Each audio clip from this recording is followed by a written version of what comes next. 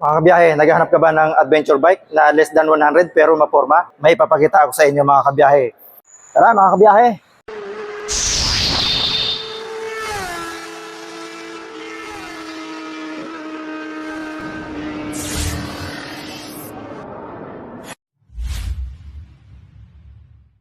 So ito mga kabiyahe, yung sinasabi ko sa inyong pangharabas at pwede pambundok natin. Ayan. Nakita nyo naman kung gaano kalaki at gaano kaporma itong isa na ito.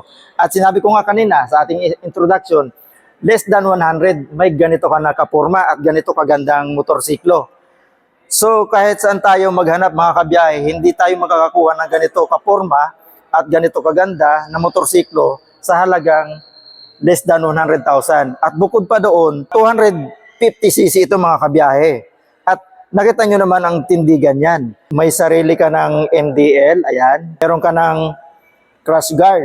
So pag natumba ito, dahil ginagamit nga natin sa bundok or sa city, pag natumba, hindi mababasag yung ating mga pairings. Dahil protektado yan ng makakapal na bakal. Ayan oh, ang gaganda. So kahit anong ikabit mo dyan, pwede mong kabitan niya ng bag, pwede. Ayan. At kung gusto nyo, sakyan muna natin para malaman natin kung abot ba ng isang 5'6" na kagaya natin ang height. So tara, let's go. So kung mapapansin nyo mga kabiyahe, ito na yung paa natin, medyo nakatipto na tayo pero hindi pa naman ganun katipto talaga. So kayang-kaya. At ang napapansin ko dito mga kabiyahe, yung bounce niya ay talagang maganda. So, maganda talaga ito gamitin natin sa mga pang-off-road o mahilig tayo mag-adventure. Ayan, less than 100,000 mga kabiyaya. Meron ka ng ganitong kabruskong adventure bike o touring bike. So, tingnan natin kung anong mga meron ito si Motopino XRE ADB 250. So ikutan muna natin ito mga kabiyahe para makita natin ang buong appearance ng unit na ito. Let's go! Yo, let's ride! Biyahe ni Frank, motovlog an adventure! Yeah, yes right! Yeah. Sa kasada ako simula ng kwento, Torolab lakas na makina sa bawat segundo. Iba't ibang motor, review natin to. From classic hanggang latest, lahat sinisilip ko. Specs at presyo, lahat klaro dito. Trending na rides, updated ka bro. Kung saan may motor shop, pupuntahan ko. Para sa rider, solid ang content ko. Sa bawat biyahe, may bagong tuklas. Sa bawat daan, kwento'y lumalakas. Hindi lang vlog, buhay na to. Biyahe ni Frank, tara sumama ka bro. Biyahe ni Frank, walang preno. So ayan mga kabiyahe, kung mapapansin nyo, sobrang napaka-brusco din itong isa na ito. Ayan. At meron nga itong mini driving lights at napakaganda rin ng pagkaka-setup dito sa isa na ito. Brusco din. May engine cowling siya. Ayan. Depensa para sa mga putik-putik at saka sa mga bato-batong tumatalsik sa engine. So meron siyang cover at ito nga ay pang off-road. Ang sukat ng gulong niya dito ay 90 by 90 by 19. Ayan. Ito ay naka-tube type pa. Ayan. At naka-spoke tayo dito. Pagdating naman sa kanyang braking system, naka-disc brake rotor at may dual piston caliper. At pagdating naman sa kanyang telescopic fork suspension, talaga namang malalaki rin siya mga kabiyahe. Meron din siya dito ang reflectorized, yung kanyang fender na hard plastic ito, makapal. At may rubber boots tayo dyan. At yung sinasabi nga natin na MDL natin dyan, mini driving lights. At meron din ito mga kabiyahe nakakabit na crash guard. Ayan. So pag natumba ito mga kabiyahe, hindi basta-basta tatamaan yung ating fairings. So ibig sabihin hindi siya mababasag. Dahil ang sasalo niyan, itong makakapal na metal na nakakabit dito sa unit na ito. At pagdating naman dito sa kanyang engine, ayan, malaki rin siya at malinis tingnan. Silver ang kulay at yung kanyang fairings dito, wala masyadong decals, kundi ito lang na 250 ADB, which is ito nga yung 250 ADB XRE 250. Ayan. Pwede rin ito mga kabiyahe lagyan ng top box. Pag tinanggal mo ito, may butas ito mga kabiyahe. So pwede na natin itong gamitin para sa ating mabibiling top box. At yung ating tambucho dito, naka-bend siya na pataas. So yung ayan, yung appearance ng kanyang tip, napakalaki rin at kitang-kita nyo yung kanyang silencer. So malaki man yung tip niyan pero yung buga naman yan is smooth lang dahil may silencer siya. At yung kanyang taillight dito mga kabiyahe, LED na rin yan mga kabiyahe. Lahat yan puro LED na. Kung makikita natin ang animation dito, ito, pagka yung tumatakbo tayo, itong kulay puti na ito, nakailaw yan. Yan yung pinaka-park light niya. At ito naman parang mata-mata na ito, anim yan.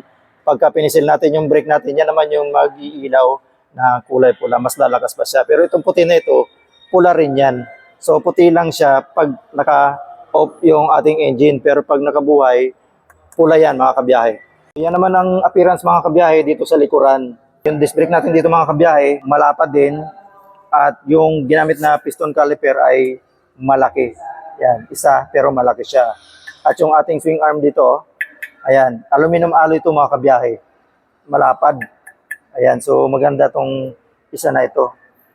At yung ating gulong dito, yung sukat niya, 110 by 90 by 17. So medyo patingala ito mga kabiyahe dahil ito nga po ay off-road bike